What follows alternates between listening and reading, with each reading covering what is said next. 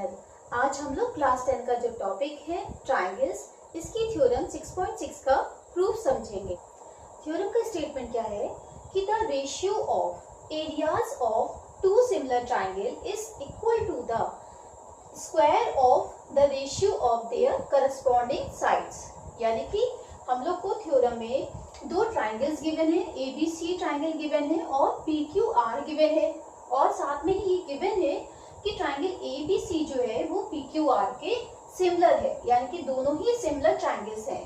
तो हम लोग को प्रूफ करके दिखाना है कि अगर हम लोग रेशियो निकाले इनके एरियाज का, यानी कि एरिया ऑफ ट्रायंगल ABC और एरिया ऑफ ट्रायंगल PQR, इनके एरियाज का अगर हम लोग रेशियो निकालते हैं तो वो किसके इक्वल होता है?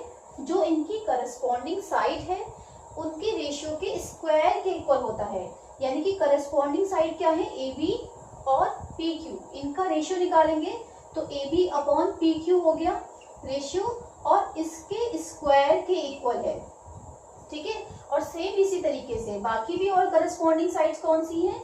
BC और QR करस्पॉन्डिंग साइड्स हैं, तो PC अपॉन QR, इनका रेशियो निकालेंगे तो इसका भी स्क्वायर, और सेम इसी तरीके से AC अपॉन PR, इनके स्क्वायर्स के इक्वल है।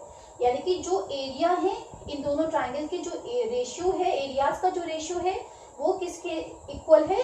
Square of the ratio of their corresponding sides.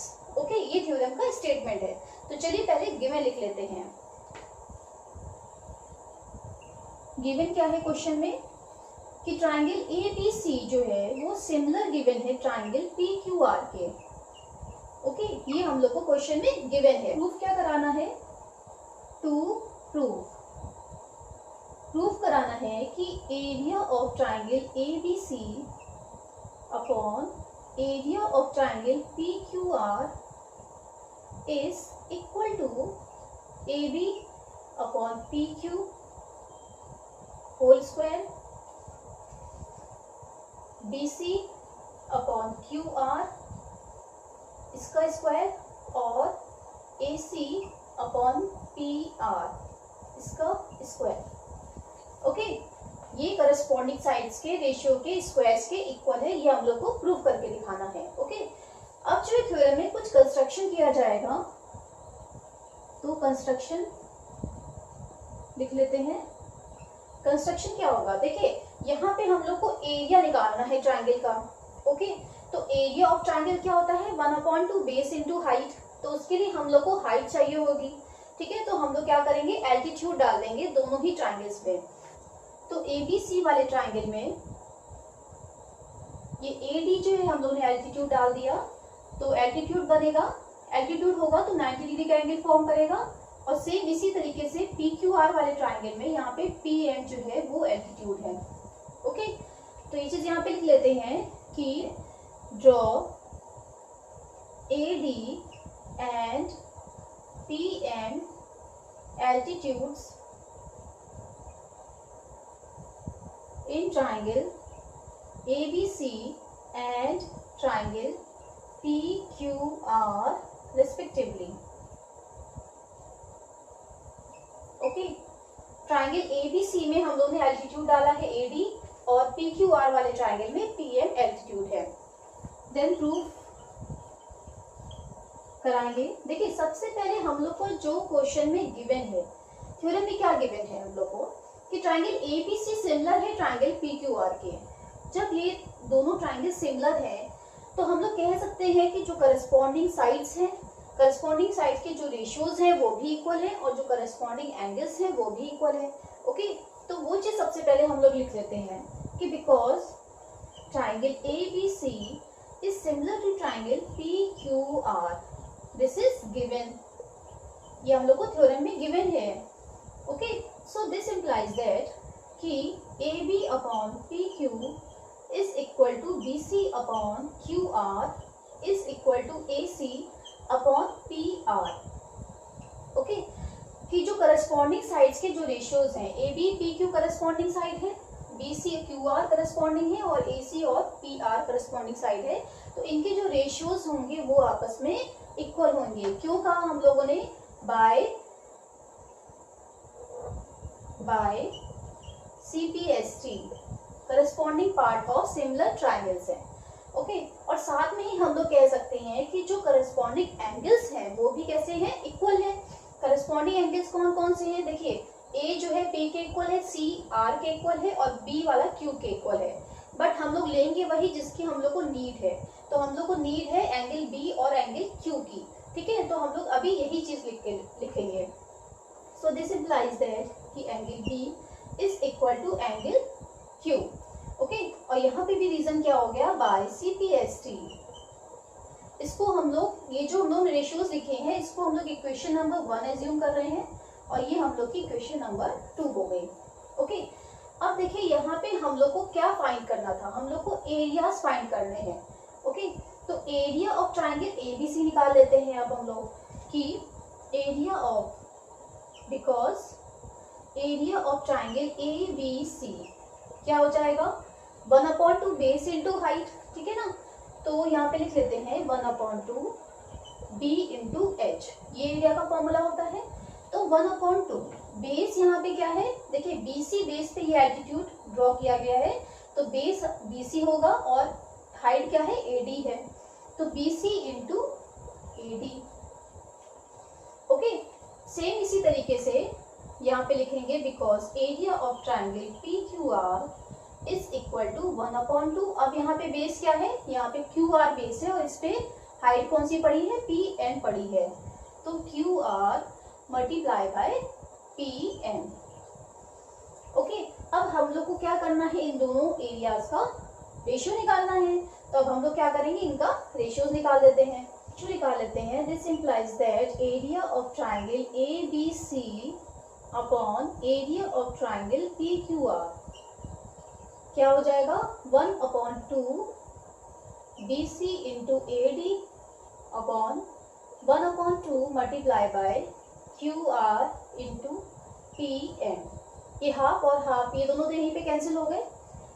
तो हम लोग को क्या मिला है यहाँ पे कि BC upon QR multiply by AD upon PN। Okay, ये चीज मिली है। ये क्या है? Area of triangle ABC upon area of triangle PQR।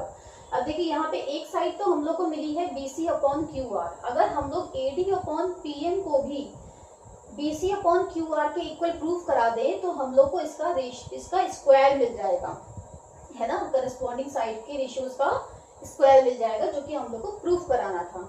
Okay, तो सबसे पहले तो इसको हम लोग इक्वेशन नंबर 3 मान लेते हैं।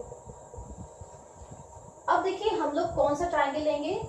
ABD वाला ट्राइंगल लेंगे और ट्राइंगल PQM लेंगे और इसको हम लोग सिमिलर प्रूफ करा देंगे। ठीक है, सिमिलर कैसे प्रूफ होगा? देखिए ऑलरेडी हम लोगों ने ये चीज लिखी थी वहां पे, क्वेश्चन नंबर जो 2 लिखी है कि वहां पे बताया है कि एंगल B जो है, क्योंकि एंगल Q के इक्वल है, ठीक है ना, करस्पॉन्डिंग एंगल्स हैं इसलिए ये आपस में इक्वल है। और साथ में ही यहाँ पे ADB जो है वो 90 डिग्री का एंगल फॉर्म कर रहा है बिकॉज दिस इज एल्टीट्यूड। और सेम इसी तरीके से PN जो है वो भी हाइट डाली गई है, इसलिए यहाँ पे भी जो एंगल फॉर्म हो रहा है 90 डिग्री का एंगल फॉर्म हो रहा है। तो दो एंगल्स हम लोग को बहुत ही आसानी से मिल रहे हैं, तो हम लोग इनको सबसे पहले इन दोनों ट्राइंगल्स को सिमिलर प्रूफ करा देते हैं। तो कौन सा ट्राइंगल ले रहे हैं? ABD वाला ट्राइंगल और PQM वाला ट्राइंगल। ओके, तो यहाँ पे लिख लेते हैं in triangle ABD and triangle PQM angle B is equal to angle Q। और यहाँ पे रीजन क्या हो गया? बाय इक्वेशन सेकेंड में हम लोग ये चीज प्रूव करा चुके हैं, या फिर इसका रीजन क्या हो सकता है? By CPST। ठीक है ना। और दूसरा क्या एंगल मिला हम लोग को? Angle ADB is equal to angle PNQ। और यहाँ पे रीजन क्या हो गया? Each of 90 degree.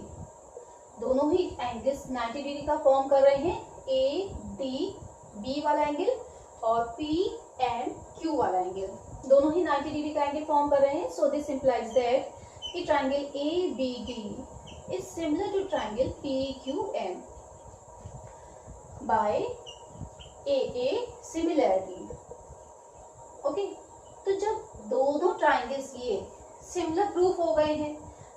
हम लोग ये कह सकते हैं कि जो करस्पॉन्डिंग साइड्स हैं उनके रेशियोज भी इक्वल होंगे, है ना।